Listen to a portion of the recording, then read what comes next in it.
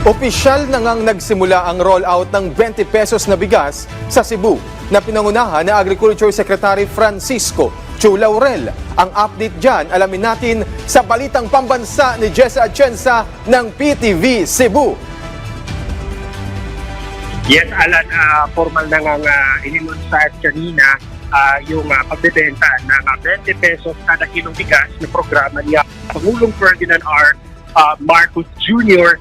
Dito mismo yan sa Cebu Provincial Capital Grounds kung saan dumalo mismo sa Department of Agriculture Secretary Francisco Chu Laurel kasama yung NFA Administrator, yung FTI President at si DOT Secretary Cristina Garcia Frasco, kung saan dumagsa yung mga kababayan natin na nais makabili ng abot kayang bigas na una nang pinangako ni Pangulong Ferdinand R. Marcos Jr.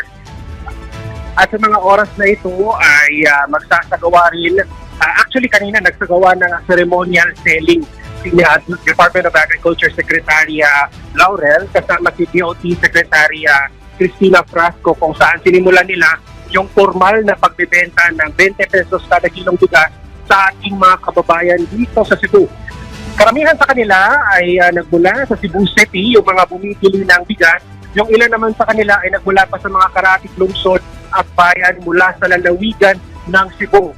Lahat ng mga nais bumili ng 20 pesos kada kilong bigas ay maaaring makabili ngayong araw. Dito mismo yan sa Cebu Provincial Capital Grounds. At mamaya ay isang programa naman ang isasagawa sa Social Hall ng Kapitolyo, kung saan pasisilayaan naman ito ni DA Secretary Francisco Laurel. At yan muna mga huling balita mula dito sa Cebu. Ako si Jesse Atienza. Balik muna sa inyo dyan, Alan. Maraming salamat, Jesse Atienza ng PTV Cebu.